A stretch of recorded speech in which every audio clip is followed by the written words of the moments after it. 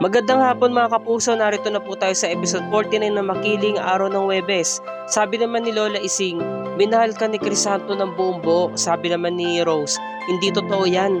Alam naman natin noon pa nung mga malilit pa lang kami ni Amira na hindi pantay ang pagtingin niya sa aming magkapatid ni Amira. Pinakita yung flashback, yung unang nagkakilala sila ni Crisanto sa kanilena na nagdili si Lina sa adobo. Naubusan siya ng adobo sa may karinderya. Ngayon sabi nung Ale, pasensya na miss, naubusan kasi talaga eh. Ngayon sumabat itong si Crisanto, miss, meron pa ako ritong adobo. Hindi ko pa ito nagagalaw, kaka-order ko lang eh. Sige na, sayo na to. Nakakaya naman. Sige na, libre ko na to sayo na to. Kumain ka na dito. O sige na nga, hindi na ako tatanggi, kakain na ako. Sabi naman ni Crisanto, ay nako, saan ka ba galing? May kasama ka ba? Sabi ni Lena. Ang totoo, may kasama dapat ako kaso hindi na ako sinamahan kaya mag-isa na lang ako dito. Ay nako, pares pala tayo. Miyembro din ako ng mga samahan ng mga malalamigang Pasko. Miyembro ka doon? Oo naman. Talagang nag-fist bump sila. Ako nga pala si Crisanto. Ako naman si Lena. Balisan ka nga pala papunta. Papunta ako na Makiling. Oh, taga doon ka rin? Oo. Taga doon din ako eh. Iniintay ko nga yung bus. Paano ba yan? Sa second trip na tayo. O tara na, kumain na tayo. Bre mo nag-word si Crisanto na pares pala sila ng lugar. Kasi nga, papauwi na nga tong si Lena, pabalik na Makiling. Kaso, hindi sila nakaabot sa, bus. Umalis na agad. Ngayon, bigla na lamang nakita ni Crisanto na biglang sumakit yung ulo ni Lena, nahilo siya. Sabi ni Crisanto, ate, meron po ba kayong tubig dyan para po sa kasama ko?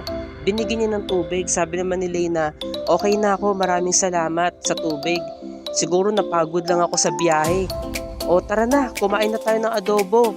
Umorder si Crisanto ng Bicol Express. Okay lang daw sa kanya yon. Ngayon sabi naman ni Lola Ising, pantay-pantay ang tingin sa inyo ng tatay mo, si Crisanto. Hindi ko maramdaman yun sabi ni Rose. Ngayon naalala niya, yung mga araw mismo na sabi nga nito ni Rose na nakampi raw niya yung nanay niya, bilang daw yung lagi niyang kasangga. Malas daw niya at namatay na yung nanay niya. Kaya sabi naman ni Crisanto, ako hindi mo kampen, sinampal siya ng malakas, diba? Tapos sabi ni Crisanto, bastos magsalita eh.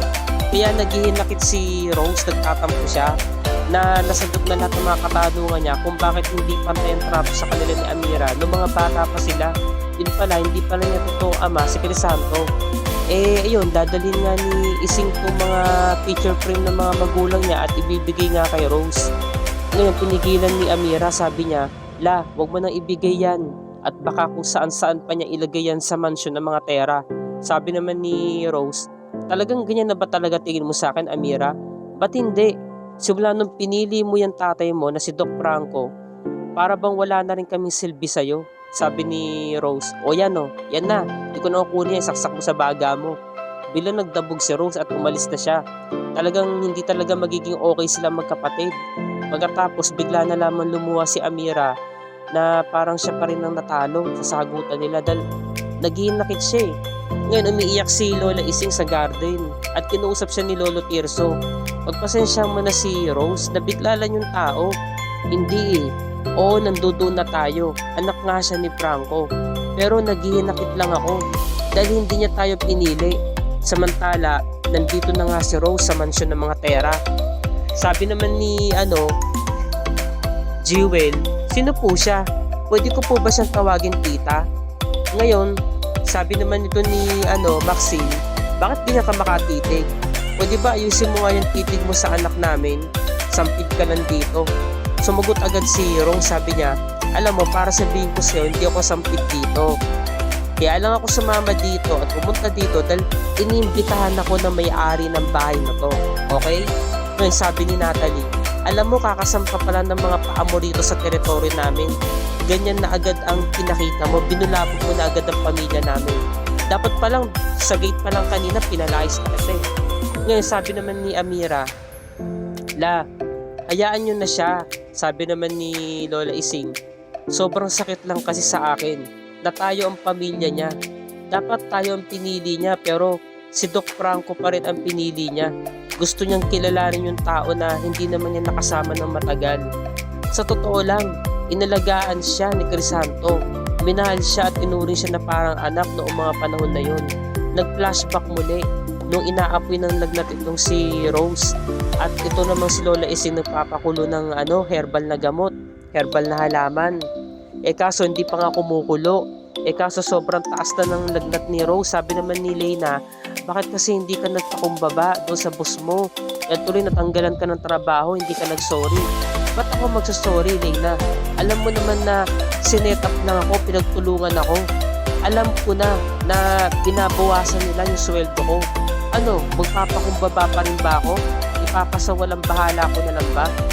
Ang hirap kasi rito sa Maynila Ikaw na nga to na argabyado, ikaw pa itong pinapahirapan. At pagkatapos, kapag pinagtripan ka talaga ng boss mo, wala kang magagawa. Hingkit na buhay to. Wala na akong trabaho. Ngayon, napapatingin na lang po si Lola Ising. Sabi niya, saglit lang, puntahan ko muna si Amira sa kwarto. Kasi mag-isa lang siya doon. Kaya sabi ni Leyna, saan ka pupunta, Crisanto? Bigla siya naglayas. Kaya umiiyak na lamang siya at karga-karga si Rose kasi nga wala na nga silang pera pambili ng antibiotic dahil sobrang taas na nga ng lagnat ni Rose. Ngayon, bigla siya nagulat kasi biglang dumating si Crisanto at nagagilap pala ng pera para makabili ng antibiotic. Sabi niya, saan ka nang galing? Akala ko iniwan mo na kami. Hindi ko magagawa yun. Alam mo naman, Leyna, na mahal ko kayo. Kayo ang buhay ko. O sige na, painumin na natin ng gamot si Rose. Ito ang gamot. Saan ka kumuha ng pambili? Pinuntahan ko yung mga bahay ng mga katrabaho ko, sina Ato. Yan. Pinuntahan ko, nagdilensya ako ng pera, nangutang ako. Hanggang sa mabuo ko yung pera, pambili ng gamot ni Rose. Maraming salamat, Crisanto, at ginagawa mo to sa amin. Ano ka ba, Leyna? Pamilya ko kayo. Kaya responsibilidad ko kayo, kaya mahal ko kayo. Hindi ko pababayaan si Rose. Nagulat talaga si Ising at napatunayan niya na kahit hindi nga tunay na anak ni Crisanto si Rose, talagang tinuring niya to na parang isang tunay na anak. Kaya napatunayan niya na talagang mahal na mahal ni Crisanto at tinanggap niya si Rose sa buhay niya. Kahit na sobrang sakit na anak ito ni Dr. Franco, anak ni Leyna to sa ibang lalaki, di ba? Pero tinanggap pa rin niya. Doon pa lang napatunayan niya na. Hanggang sa kinarga na nga ni Crisanto kung si Rose at inahanda na nga yung gamot para painumin yung bata. Kaya naghihinakit itong si Lola Ising. Sabi niya, tayo ang pamilya niya, dapat tayo ang tinanggap niya. Dapat tayo ang pinili niya. Sabi naman ni Amira, ang tingin kasi ni ate, hindi pa rin sapat. Diba? Hindi pa rin sapat yung alaga, yung pagmamahal, yung pag-aasikaso na ipinamalas sa kanila ng kanyang ama. Kaya hinayaan na lamang ni Amira na umiiyak si Lola Ising, naglalabas ng hinanakit. Samantala, ito namang si Portia, tinarayan agad si Rose. Sabi niya, bakit ganyan ka kumakatitig ha? Bakit? Nagulat ka ba sa new look ko? Ito ng bagong looks ko. Nakagagawa ng maldita mong kapatid na si Amira. Hindi ko talaga maatim na nandito ka ngayon na half-sisters na mortal na kaaway ng mga tera. Diba? Ngayon, kinuha agad ni Seb si Jewel. Kasi ayaw niya makisawsaw ito sa usapan ng mga matatanda sa sumbatan. Ngayon, sabi naman ni Amira, para sabihin ko sa'yo, hindi ko habol ang yaman ng inyong pamilya. Ha? Nandito ko para kilalanin lang ng lubos ang tatay ko. Talaga nagtarehan sila, grabe sagutan dito. Sabi naman ni Portia, well, patunayan mo sa akin, patunayan mo sa amin, ay isa ka talagang miyembro ng pamilya Tera. Sabi naman ni Doc Franco, kanina pa kita tinitigan, Portia, hindi ka makuha sa tingin. Pwede ba bumalik ka nga doon? Pinaupo niya, sinigawan niya si Portia. Buti nga. Ngayon talagang hindi na nakapagpigil si Rose, susuntukin niya si Portia. Sabi naman ni Natalie, tumigil ka. Kung ayaw mo papugutang kita ng ulo. Diba? Ngayon sabi naman ito ni Doc Franco, talagang sumabog sa galit eh. Hindi ba kayo makaintindi ha? Diba? Ako ang padre di pamilya dito. Ako pa rin na masusunod dito. Karapatan ko na patuloyin dito si Rose dahil anak ko rin siya. Naiintindihan ninyo? Yun, talagang nasermonan silang lahat. Ngayon, sabi naman ni Portia, kailangan patunayan mo na isa ka miyembro ng Tera. Dahil dito sa pamamahay na to, hindi dito pwede yung asal prinsesa. Sabi naman ni Rose, Daddy, sasagutin ko na to isang beses na lang, huling beses na. Napaka-anghang ko magsalita, napaka-bastos ng dila eh. Hoy, para sabihin ko sa'yo, ako si Agent Rose Tera mula sa Philippine of Bureau and Investigation. At hindi ako isang prinsesa, kundi isa akong matapang, kalaban ako, sabi niya. Talagang ganda ng sagutan, talagang ang tapang, talagang sobrang maanghang yung mga salitang binitawan nila dito. Ang ganda talaga ng sagutan. Ramdam mo yung expression ng mga mata sa titig pa lang, di ba? Parang totoo talaga na may samaan sila ng loob eh.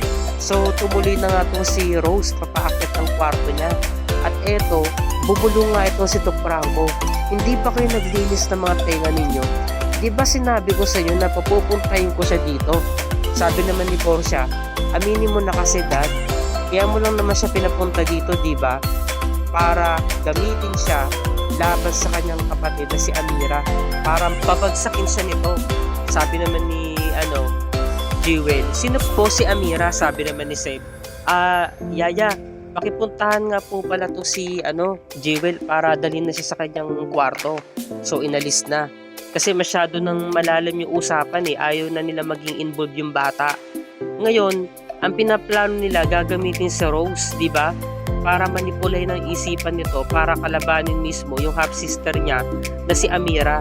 So sabi nga nito ni Doc Franco, wag nga daw maingay dahil kailangan makasakatuparan yung kanilang pinaplano. At dito na po nagtatapos ang ating review and recap para sa araw na to mga kapuso.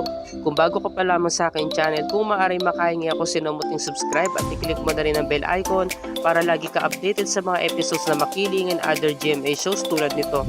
Maraming salamat sa inyong panonood mga kapuso and God bless us all.